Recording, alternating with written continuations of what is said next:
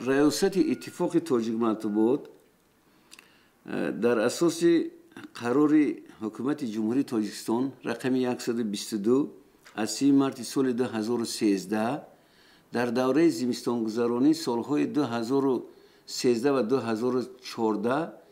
از روی امکانیت و نقشه‌های قبول گردیده به مقداری 11192 تن پیاز،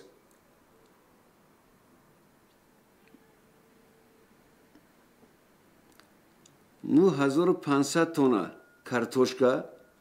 1500 تن میوه تر و تازه، 2000 تن زراعت‌های پولیزی، 3000 تن محصولات‌های غلگی و 7600 توپ محصولات‌های کنسروگی برای ذخیره در دوره زمستان در تشکیلات خواجه خود ذخیره نمود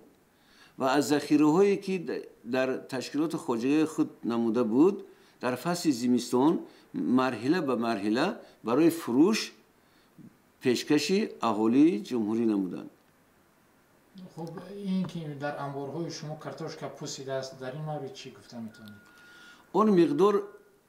کارتوشکا، پیاز و دیگر محصولات کشاورزی که در انبارها در دوره زمستانگذرانی ما نگاه داشتیم، من از روی معلومات‌های هم استاتستیکی هم محاسبی در ما یکم تن کارتوشکا نپوسیده است و همه اون کارتوشکایی که در انبارهای ما که با شرایط‌های امکانیت‌های موافق نگاه داشته میشوند به فروش برآورده شده است.